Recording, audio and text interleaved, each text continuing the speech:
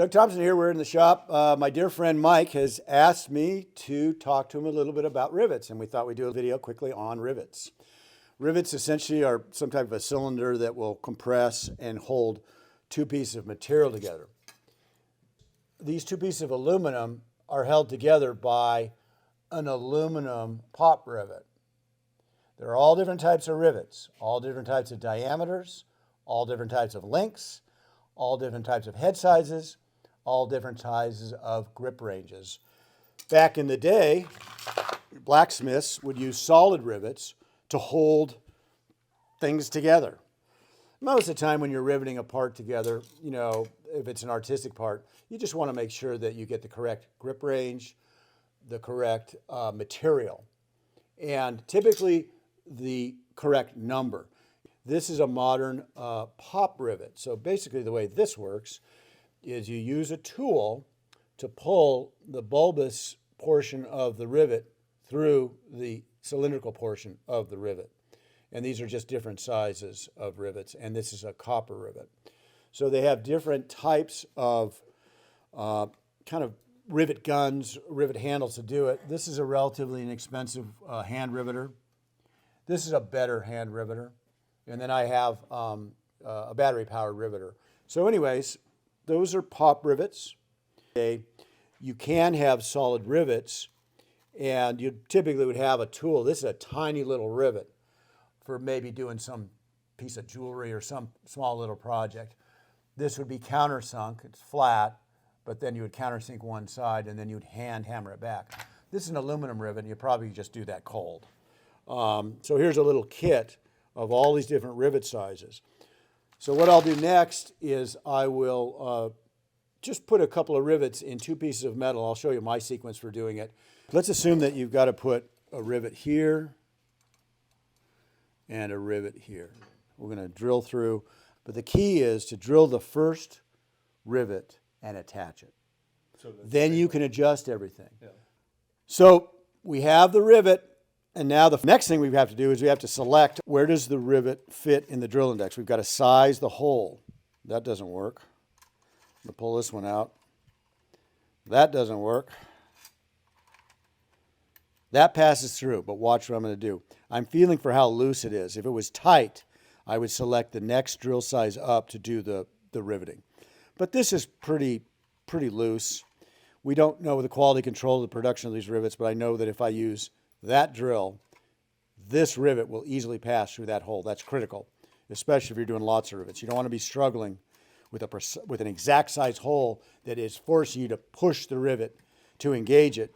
I've got the sheet metal clamped to the tubing. I'm going to drill this hole first. And let's assume that we've got to align this line with that line. Well, my method is going to be to drill this hole first and rivet it.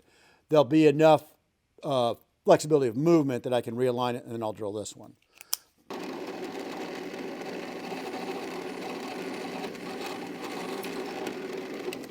So we're ready to rivet. We need to change out the head, this little end, to the appropriate sized rivet hole. Now that's not big enough. That's the one we want. So we're going to switch these two. Most of the time a rivet handle, or rivet gun, will come with a little wrench. So what I'm going to do is I'm going to actually close the rivet gun and hold it in the closed condition. I'll take the wrench and I'll take off. I'll loosen up this one. At the same time, I'm going to loosen that one up. And I'm going to switch these two out. That's what I like to do, is take off this. I'm not going to set it down. I'm going to immediately put it back in the body of the tool. And I'll probably firm it up a little bit so we don't lose it, because you'll be on a job site and the only one you want is the one that's not there. Okay, now I'm going to thread that in, tighten it up, just firm, and I'm going to put the wrench back. I don't want to lose the wrench. I believe it went in this way, like this. Okay, so now we have the rivet gun set up for the appropriate diameter rivet, and I'm talking about the diameter of the post element. So I'm going to take the rivet. I find it most helpful on the first move to put the rivet through the sheet metal, find the hole. Notice how easily that passed through there. I'm a little bit large on my hole, which is okay. I'm going to go ahead and take the rivet gun with the appropriate size head, put it over the post, and then when we're ready, I'm going to pull on the rivet gun handles, close them up, and you'll see the bulbous portion of the stem pull against the tube. I'm going to take my hands, I'm going to kind of work on the upper portion of this thing to get it closed, shift my hands backwards to the yellow plastic handle part, and with both hands, squeeze. Now I've gone all the way down. I'm going to release it, go all the way back up, and repeat that process. Being mindful of the fact that at a certain point that post is going to let go and probably snap off, and I don't want to have my fingers in here. So that's a manual riveter.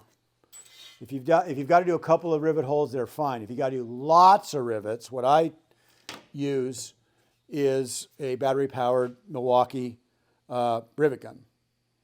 So basically, I'm going to insert the rivet into the nose piece, put the rivet through the hole, pull on the trigger. So as I do that, it'll grab the rivet and pull it upwards, and the bulbous portion will pull through the cylinder and it'll make the rivet. Here we go. Let's assume for a second that one of these rivets is out of place. You know, I've lined them all up. This is lined up, this is lined up, but I made a mistake here. And I've got to drill this out and then fix it. So essentially, I'm taking the same size drill bit that I used originally to drill these holes out, and I'm going to drill out the rivet that I've got to remove and fix and relocate. I'm going to go right into the center of the rivet and go all the way through. Notice that the head popped out. So now what we can see is that we've got a clean hole right there. So as you drill out, the top portion of the rivet will release. I just continue to drill through just to clear out that hole. If I really had to fix this, I would take the TIG welder and TIG weld that hole shut, move it over, re-drill it. And that would be the fix. The point is that when you're riveting, I slow down and I'm really mindful about what I'm doing because it takes a little bit of time to fix a rivet, to drill it out, plug the hole, redo it. So I'm very mindful about the fact that I'm going to be sure about my layout and where I'm going to place it before I go ahead and rivet everything in place.